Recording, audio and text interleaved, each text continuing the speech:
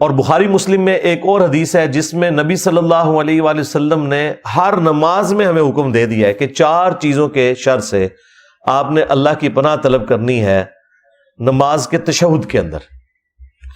اللہم انی اعوذ بک من عذاب جہنم ومن عذاب القبر ومن فتنة المحیا والممات ومن شر فتنة المسیح الدجال. یعنی جہنم کے عذاب کے اگینسٹ، قبر کے عذاب کے اگینسٹ، زندگی اور موت کے فتنے کے اگینسٹ، اور جھوٹے دجال کے فتنے سے بچنے کے لیے ہر نماز کے تشہد میں آپ نے یہ دعا مانگنی ہے. تو یہ 2 وظائف ہیں بھائی. سورۃ الکہف کی پہلی 10 آیات روزانہ پڑھیں، یاد کریں، اور خدا نخواستہ کبھی دجال کا سامنا ہو جائے تو اس کے سامنے اس کو آپ تلاوت کریں تو اللہ تعالیٰ آپ کو محفوظ رکھے گا.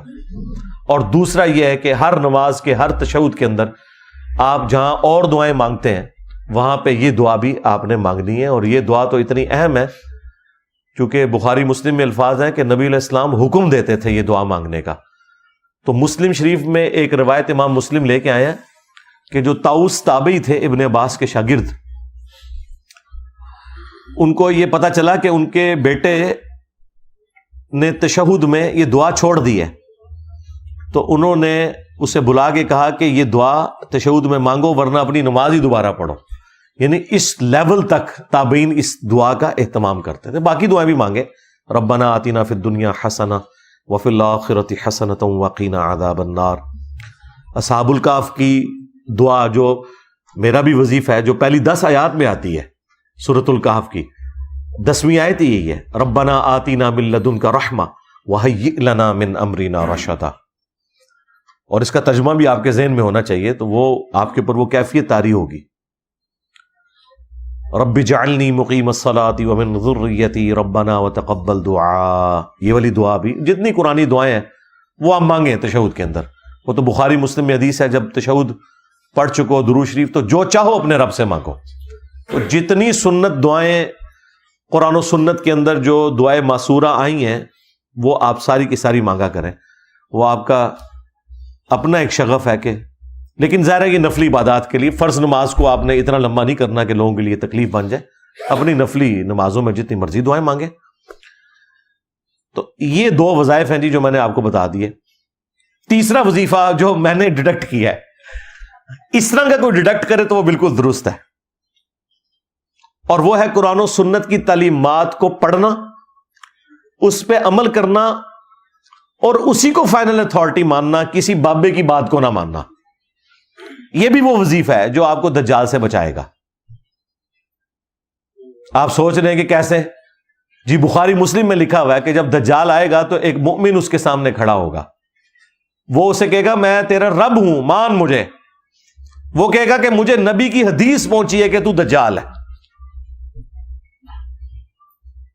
وہ کہے گا میں تیرے 2 ٹکڑے کر کے تجھے دوبارہ زندہ کروں گا، پھر تو مجھے رب مان لینا. مردوں کو زندہ کرنا تو رب کا کام ہے.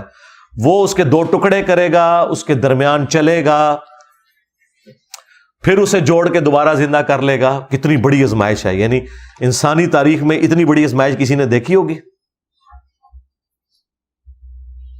وہ زندہ ہو جائے گا، پھر وہ اسے کہے گا ہاں سنا اب بتا. وہ کہے گا کہ تیرے اس عمل نے میرے عقیدے میں ہی مضبوطی کی ہے، کیونکہ نبی علیہ السلام نے یہ بھی فرمایا تھا کہ ایک مومن کو قتل کر کے وہ دوبارہ زندہ کر لے گا. تو دجال ہے. دیکھ لیں بابوں کے ماننے والے تو پہلے گر پڑیں گے. بابی گئے، ہاں. اور جو کتابی ہوں گے، کتاب و سنت کے ماننے والے، وہ کہیں گے حدیث پہنچی ہے. مجھے بتائیں یہ مخلوق کہاں پائی جاتی ہے جو کہتی ہے کہ یہ میرے نبی کی حدیث ہے، میں کچھ نہیں مانتا. اور ان کے سامنے تو ڈیوڈ کاپر فیلڈ آ جائے تو یہ غوث وقت اسے مان لیں گے. ان کی حالت تو یہ الوژن دیکھ کے گر جانے والے لوگ ہیں. سن سنا کے پاگل ہو گئے ہوئے ہیں. اگر انہوں نے کوئی چیز دیکھ لی تو انہوں نے تو سجدے میں گر پڑنا ہے دجال کے سامنے. تو نبی علیہ السلام فرماتے ہیں اس کے ایک ہاتھ میں آگ ہوگی اور ایک میں جنت ہوگی. وہ جو آگ ہوگی بیسیکلی وہ جنت ہوگی، اور وہ جو جنت جو ہے وہ اصل میں آگ ہوگی. تو وہ دوبارہ اسے قتل کرنے کی کوشش کرے گا، قتل نہیں کر سکے گا. پھر وہ اسے اٹھا کے آگ میں پھینک دے گا، یعنی اپنی اس جنت کے اندر، جو اوریجنل جنت ہوگی لیکن اس کی وہ آگ ہوگی، اپنی طرف سے آگ میں پھینکے گا اور وہ بندہ جنت میں پہنچ جائے گا. اور نبی علیہ السلام نے فرمایا وہ اس وقت کا سب سے بہترین شہید ہوگا، سید الشہداء ہوگا. یعنی وہ کلمہ حق بلند کرے گا نا، جو المستدرک للحاکم حدیث ہے کہ سید الشہداء حمزہ ابن عبد المطلب ہے، اور ہر وہ شخص سید الشہداء ہے جو جابر حکمران کے سامنے کلمہ حق بلند کرے یہاں تک کہ اسے قتل کر دیا جائے. اسی وجہ سے ہم حضرت حسین ابن علی کو بھی سید الشہداء کہتے ہیں.